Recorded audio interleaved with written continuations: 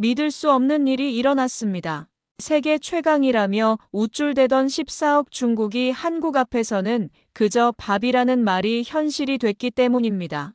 자존심 중국인들이 한국 앞에서 줄줄이 무너지는 충격적인 장면이 펼쳐지자 세계는 경악을 금치 못했습니다. 이제 사연 시작하겠습니다. 저는 지난 몇 년간 아시아 경제를 담당하는 기자로 일하면서 놀라운 변화를 목격했습니다. 특히 중국의 경제 성장과 그들의 자신감이 어떻게 변해왔는지 지켜봤죠. 2023년까지만 해도 중국은 정말 당당했어요.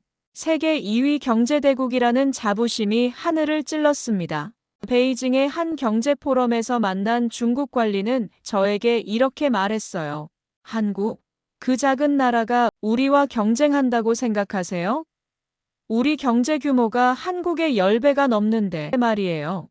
그의 목소리에는 확신이 가득했습니다. 실제로 중국의 GDP는 한국보다 훨씬 컸고 제조업 생산량도 압도적이었죠. 중국 언론들도 마찬가지였어요. 환구시보 같은 매체에서는 한국 기업들이 중국 시장에 의존하고 있다며 우리가 원하면 언제든 한국 경제를 흔들 수 있다고 보도했습니다. 정말 오만한 태도였죠. 그들은 반도체부터 자동차까지 모든 분야에서 한국을 따라잡을 것이라고 호언장담했어요.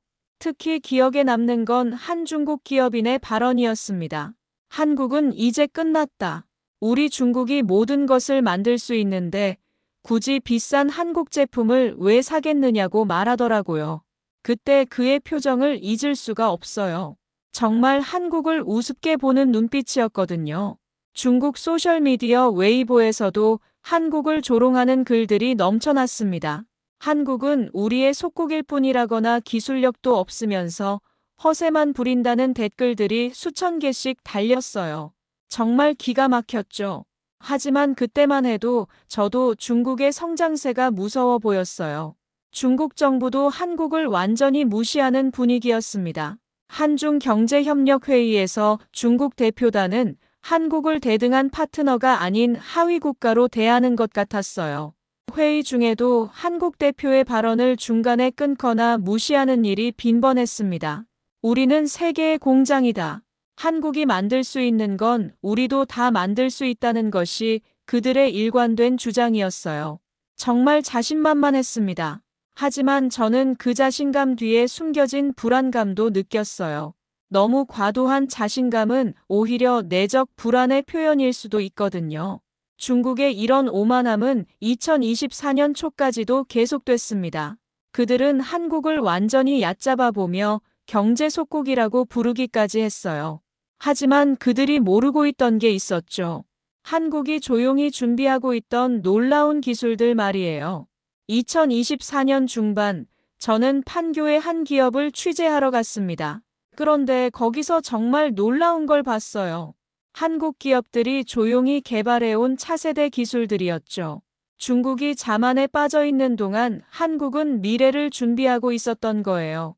삼성전자의 한 연구원은 저에게 말했습니다. 우리가 개발한 3나노 반도체 기술은 세계에서 가장 앞선 수준입니다. 중국이 아직 7나노도 제대로 양산하지 못하는데 우리는 이미 그 다음 단계에 와 있어요. 그의 말에 확신이 담겨 있었어요. 허세가 아닌 진짜 자신감이었죠. SK 하이닉스에서는 더욱 놀라운 소식을 들었습니다. AI 반도체의 핵심인 HBM 메모리 기술에서 한국이 압도적 우위를 차지하고 있다는 거였어요. 엔비디아도 우리 기술 없이는 AI 칩을 제대로 만들 수 없어요라고 담당자가 말하더라고요. 정말 자랑스러웠습니다. 전기차 배터리 분야는 더욱 인상적이었어요.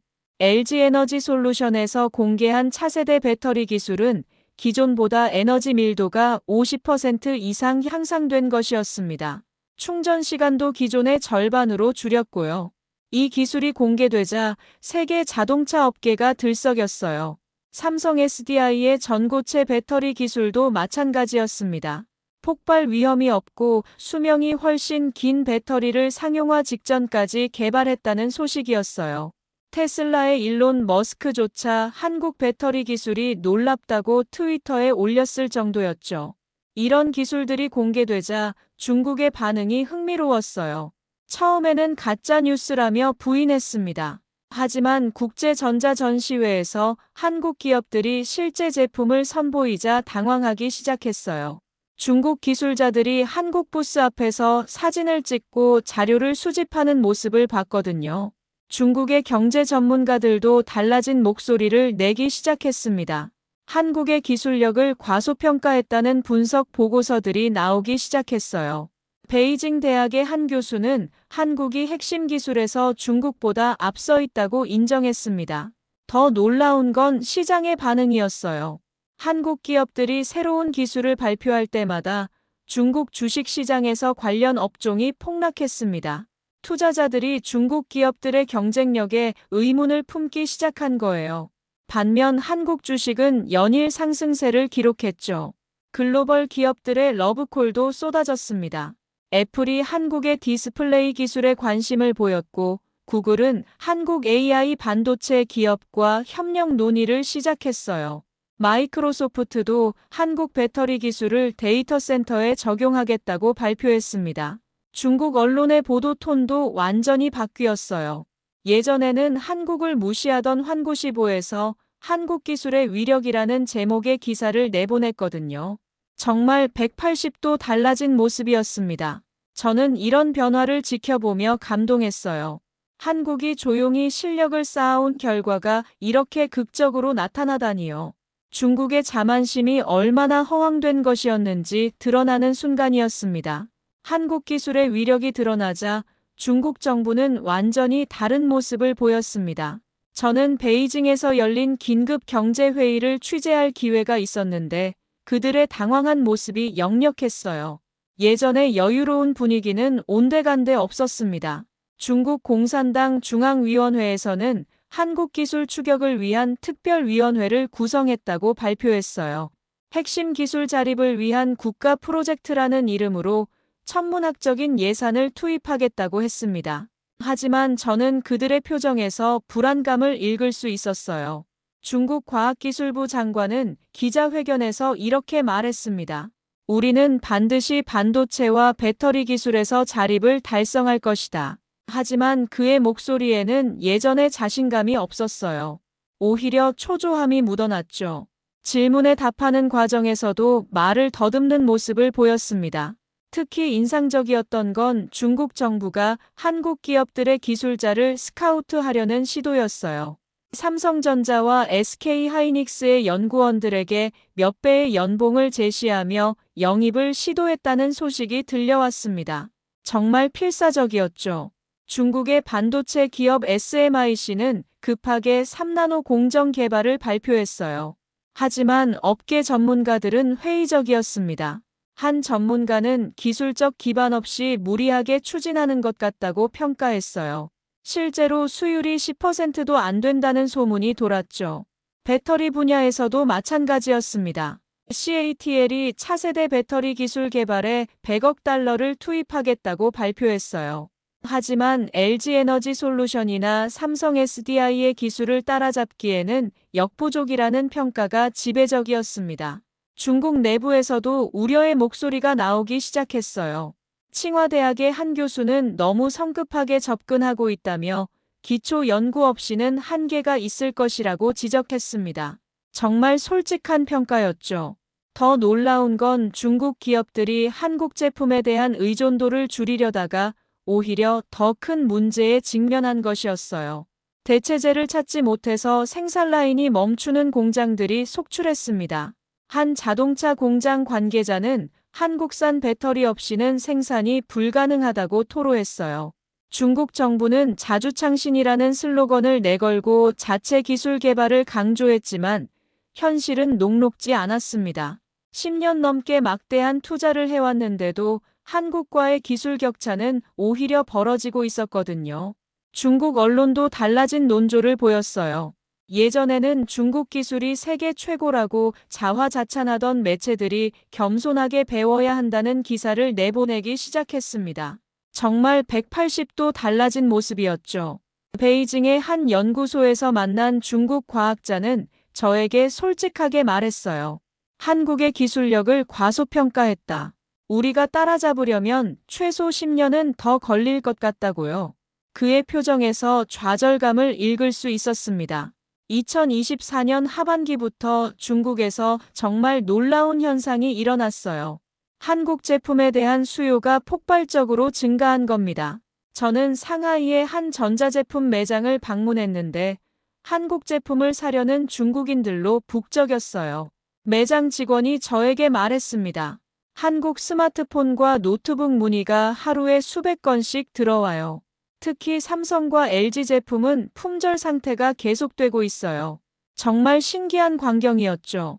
예전에는 중국 브랜드만 고집하던 소비자들이 한국 제품을 찾고 있었거든요. 베이징의 한 대학생은 저에게 이렇게 말했어요. 이제 중국 제품보다 한국 제품이 더 믿을만해요. 기술력도 뛰어나고 품질도 좋거든요. 그녀가 들고 있던 건 삼성 갤럭시 최신 모델이었습니다.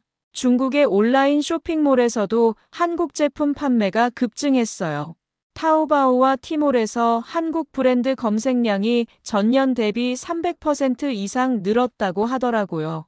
특히 전자제품과 가전제품이 인기였습니다. 자동차 분야는 더욱 극적이었어요. 현대차와 기아차의 중국 내 판매량이 갑자기 급증했습니다. 전기차 기술력을 인정받으면서 중국 소비자들의 마음을 사로잡은 거예요. 한 중국 고객은 중국 전기차보다 한국 전기차가 더 안전하고 성능도 좋다고 말했어요. 중국 소셜미디어 웨이보에서도 변화가 뚜렷했습니다. 예전에는 한국을 비하하는 글들이 많았는데 이제는 한국 기술을 찬양하는 글들이 인기를 끌고 있었어요. 한국에서 배워야 한다는 댓글들이 수만 개씩 달렸습니다. 한 중국 네티즌은 이렇게 썼어요. 우리가 한국을 무시한 건 정말 어리석었다. 작은 나라지만 기술력은 세계 최고 수준이다. 이런 글에 찬성하는 댓글이 수천 개씩 달렸어요. 중국 기업들도 한국 기술에 대한 관심이 급증했습니다.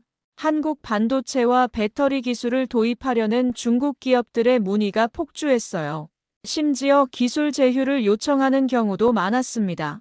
중국의 한 대기업 임원은 한국 기술 없이는 우리 사업이 경쟁력을 잃을 수밖에 없다고 솔직하게 인정했어요. 이런 발언이 공개적으로 나온 것 자체가 엄청난 변화였죠. 더 놀라운 건 중국 정부 관계자들까지 한국을 배워야 한다는 목소리를 내기 시작한 것이었어요. 한 지방정부 간부는 한국의 기술 정책을 연구해야 한다고 공개적으로 말했습니다. 중국의 대학들도 한국과의 기술 교류를 늘리려고 노력했어요. 베이징대와 칭화대에서 한국 기업들과의 공동 연구 프로젝트를 적극 추진했습니다. 한국 기술을 배우려는 열망이 대단했어요. 중국 언론들의 보도 톤도 완전히 바뀌었습니다. 신화통신에서는 한국 기술의 우수성을 주제로 특집 기사를 연재했어요. 예전의 오만한 모습은 찾아볼 수 없었습니다. 2024년 말 세계 유력 언론들이 일제히 한국과 중국의 기술 경쟁을 다루기 시작했어요. 저는 뉴욕에서 열린 국제기술 컨퍼런스를 취재하면서 이 변화를 직접 목격했습니다. 외신 기자들의 관심이 온통 한국에 쏠려 있었어요. 월스트리트 저널이 첫 포문을 열었습니다. 한국이 중국의 기술 도전을 물리치다라는 제목의 일면 기사였어요. 기사에서는 한국의 반도체와 배터리 기술이 어떻게 중국을 압도했는지 상세히 분석했습니다. 정말 자랑스러웠어요. 파이낸셜 타임스는 더욱 직설적이었습니다. 중국의 기술 굴기, 한국 앞에서 무력하다는 제목으로 특집을 마련했어요. 기사에서는 중국이 10년 넘게 막대한 투자를 했지만 한국의 기술 수준을 따라잡지 못했다고 분석했습니다. 특히 인상적이었던 건 BBC의 다큐멘터리였어요. 작은 거인 한국, 거대한 중국을 이기다라는 제목으로 1시간짜리 프로그램을 제작했습니다. 한국의 기술 혁신 과정을 자세히 추적한 내용이었죠. CNN에서는 아예 특파원을 한국에 파견해서 현장 취재를 했어요. 삼성전자와 SK하이닉스의 연구소를 직접 방문해서 기술력을 소개했습니다. 이것이 바로 미래 기술의 중심지라고 표현하더라고요. 독일의 슈피겔지는 한국의 기술 기적이라는 제목으로 커버 스토리를 만들었어요. 한국이 어떻게 짧은 시간 안에 이런 기술력을 확보했는지 분석한 내용이었습니다. 유럽에서도 한국에 대한 관심이 엄청났어요. 일본의 니혼 게이자이 신문도 마찬가지였습니다. 한국 기술, 중국을 제압하다는 제목의 사설을 게재했어요. 일본 언론이 한국을 이렇게 긍정적으로 평가하는 건 정말 드문 일이었죠. 프랑스 르몽드는 아시아의 새로운 기술 강국이라며 한국을 집중 조명했습니다. 특히 한국의 연구개발 시스템을 높이 평가했어요. 작은 국가가 어떻게 이런 성과를 낼 수 있는지 경이롭다고 썼더라고요. 이런 보도들이 나오자 중국의 반응이 흥미로웠어요. 처음에는 서구 언론의 편견이라며 반발했습니다. 하지만 점점 변명할 수 없는 현실을 받아들이기 시작했어요. 로이터 통신에서는 중국 정부 관계자들의 당황한 모습을 생생히 전했습니다. 중국 관리들이 한국기술 시찰단을 파견하고 있다는 소식이었어요. 정말 역전된 상황이었죠. 블룸버그는 경제적 관점에서 분석했습니다. 한국 기술주 급등, 중국 기술주 급락이라는 제목으로 시장의 변화를 다뤘어요. 투자자들이 어디에 돈을 걸고 있는지 명확히 보여주는 내용이었습니다. AFP 통신은 중국 내부의 분위기를 전했어요. 중국 네티즌들, 한국 기술에 찬사라는 기사에서 중국인들의 변화된 인식을 소개했습니다.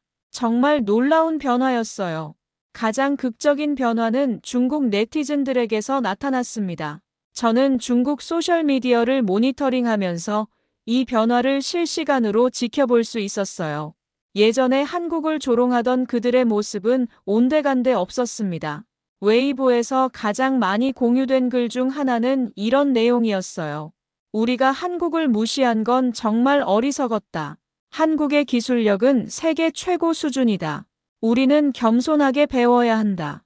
이 글에 찬성하는 댓글이 50만 개가 넘게 달렸습니다. 한 중국 네티즌은 이렇게 썼어요. 삼성과 SK의 반도체 기술을 보면 정말 경이롭다. 우리가 10년 후에도 따라잡을 수 있을지 모르겠다. 정말 솔직한 고백이었죠.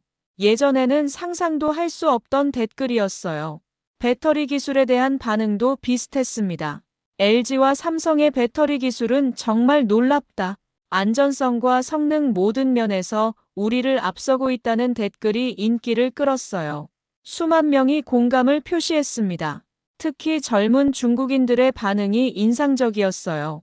한 20대 중국인은 한국에서 공부하고 싶다. 저런 기술을 어떻게 만드는지 배우고 싶다고 썼습니다.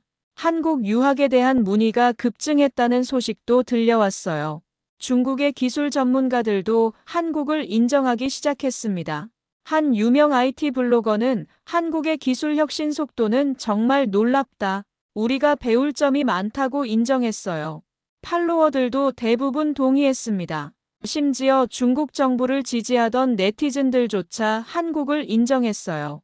정부가 한국과 기술 교류를 늘려야 한다는 의견이 많았습니다.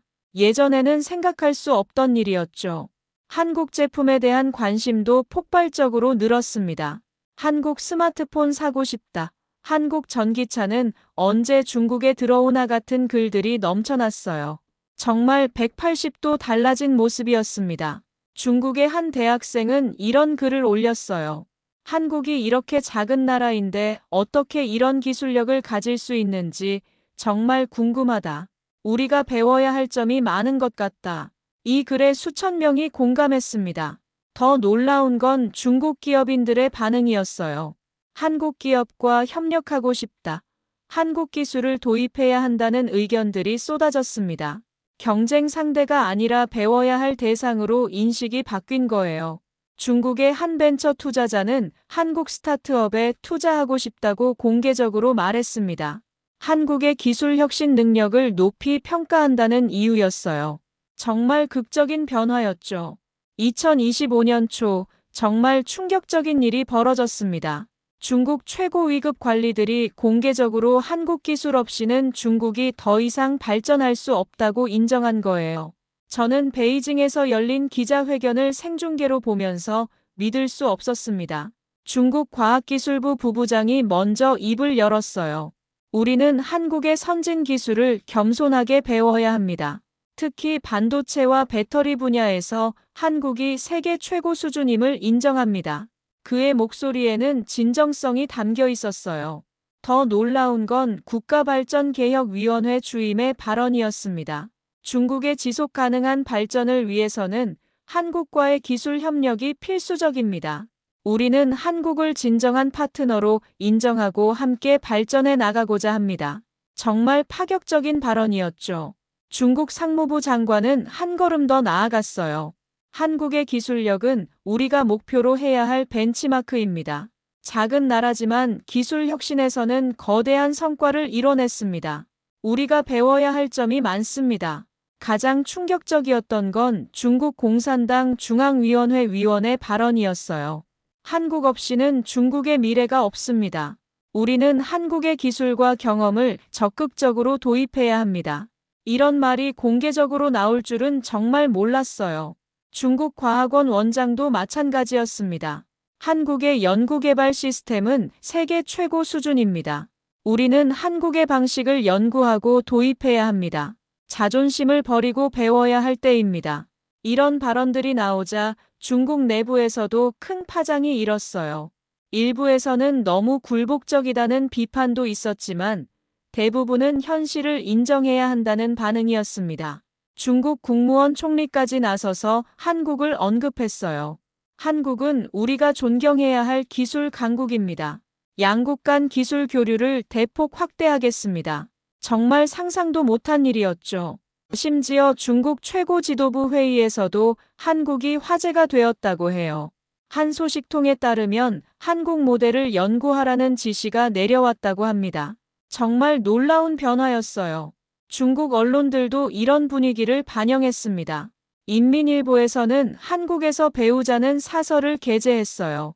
환구시보도 한국의 기술혁신 정신을 본받아야 한다고 썼습니다. 중국의 대학들도 발 빠르게 움직였어요. 칭화대에서는 한국기술연구센터를 설립한다고 발표했습니다. 베이징대도 한국 기업들과의 공동 연구를 대폭 늘리겠다고 했어요. 중국 기업들의 반응은 더욱 적극적이었습니다. 텐센트와 알리바바 같은 거대 기업들이 한국 기업들과의 협력을 공식 발표했어요. 한국의 기술력을 배우겠다고 명시했습니다. 세계는 한국의 조용한 승리에 감탄했습니다. 저는 서울에서 열린 국제기술 포럼에 참석하면서 이 역사적인 순간을 직접 목격했어요. 전 세계에서 온 전문가들이 한국을 찬양하는 목소리로 가득했습니다.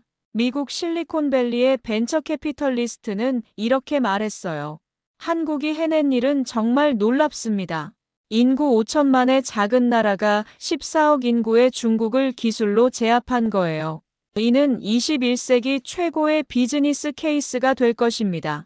독일의 기술 전문가는 더욱 직설적이었습니다.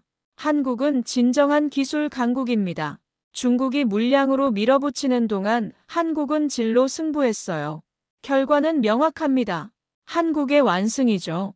일본의 한 경제학자는 한국 모델에 대해 이렇게 평가했어요. 작지만 강한 나라의 전형을 보여줬습니다. 기술 혁신과 품질 경쟁력으로 거대한 경쟁자를 물리친 것은 정말 인상적입니다. 프랑스에서 온 연구원은 한국의 연구개발 시스템을 극찬했습니다. 한국의 R&D 투자 효율성은 세계 최고 수준입니다. 투입 대비 성과가 놀라워요. 모든 나라가 배워야 할 모델입니다. 영국의 경제 분석가는 시장 관점에서 평가했어요. 글로벌 투자자들이 어디에 돈을 걸고 있는지 보세요. 한국 기술주는 연일 상한가를 기록하고 있습니다. 시장이 답을 보여주고 있어요. 이런 찬사들이 쏟아지자 한국 기업들의 위상도 크게 높아졌습니다. 삼성전자와 SK하이닉스는 글로벌 기술 리더로 완전히 인정받았어요. 세계 각국에서 기술 협력 요청이 빗발쳤습니다. 한국 정부도 이런 변화를 실감했어요. 각국 정부에서 한국의 기술 정책을 벤치마킹하려는 요청이 쇄도했습니다. 한국이 세계 기술 혁신의 롤모델이 된 거예요. 더 놀라운 건 중국 기업들의 러브콜이었습니다. 화웨이와 샤오미 같은 기업들이 한국 기업들과의 기술 제휴를 공식 요청했어요. 예전에는 상상도 할 수 없던 일이었죠. 중국 정부도 한국과의 관계 개선에 적극 나섰습니다. 고위급 기술 협력 회담을 정기적으로 갖자고 제안했어요. 한국의 선진 기술을 배우고 싶다는 게 공식 입장이었습니다. 세계 언론들은 이를 21세기 다윗과 골리앗의 승부라고 표현했어요. 작은 한국이 거대한 중국을 기술력으로 제압한 역사적 사건이라고 평가했습니다. 저는 이 모든 과정을 지켜보며 정말 자랑스러웠어요. 한국이 묵묵히 쌓아온 기술력이 이렇게 빛을 발하는 순간을 목격할 수 있어서 행복했습니다. 중국의 오만함이 한국의 실력 앞에서 무너지는 모습은 정말 통쾌했어요. 이제 한국은 세계 기술 혁신의 중심에 서 있습니다. 작은 나라지만 큰 꿈을 가지고 노력한 결과였어요. 중국도 이제는 한국을 진정한 파트너로 인정하고 있습니다. 세계가 한국을 주목하고 있습니다. 앞으로 한국이 어떤 기술 혁신을 보여줄지 정말 기대됩니다. 작지만 강한 나라, 한국의 시대가 열린 것 같아요. 그로부터 6개월이 지난 지금, 저는 다시 한번 놀라고 있어요. 한국의 승리는 단순한 기술 경쟁의 승부를 넘어서 전 세계 산업 지형을 바꿔놓았습니다. 한국 기업들은 이제 글로벌 표준을 만드는 위치에 올라섰어요. 삼성전자가 발표하는 새로운 반도체 기술은 곧바로 세계 표준이 되고 SK하이닉스의 메모리 기술은 AI 발전의 핵심 동력이 되었습니다. LG에너지솔루션과 삼성 SDI의 배터리는 전 세계 전기차 업체들이 탐내는 최고급 부품이 되었죠. 더 흥미로운 건 중국의 변화였어요. 예전의 오만함은 완전히 사라지고 진정한 협력 파트너가 되려고 노력하고 있습니다. 중국 기업들이 한국 기술을 도입하기 위해 줄을 서고 있고 중국 정부는 한국과의 기술 교류를 국가 최우선 과제로 삼고 있어요. 한국 젊은이들의 자신감도 달라졌습니다. 이제 K-테크라는 K-팝 말이 K-드라마와 함께 세계적인 브랜드가 되었어요. 해외에서 한국 공학도들을 영입하려는 경쟁이 치열해졌고 한국의 대학들에는 전 세계에서 기술을 배우려는 학생들이 몰려오고 있습니다. 무엇보다 인상적인 건 한국인들의 마음가짐이었어요. 승리에 도취되지 않고 더욱 겸손하게, 더욱 열심히 연구하고 개발하는 모습을 보이고 있습니다. 이제 시작일 뿐이라는 자세로 다음 혁신을 준비하고 있어요. 저는 이 모든 과정을 기록하면서 깨달았습니다. 진정한 승리는 상대를 굴복시키는 것이 아니라 서로가 발전할 수 있는 선순환을 만드는 것이라는 걸요. 한국과 중국, 그리고 전 세계가 함께 성장할 수 있는 새로운 시대의 문이 열린 것 같습니다. 작은 나라 한국이 보여준 이 기적 같은 이야기는 계속될 것입니다. 다음에는 또 어떤 놀라운 기술로 세상을 깜짝 놀라게 할지 정말 기대가 됩니다. 끝까지 시청해 주셔서 대단히 감사합니다.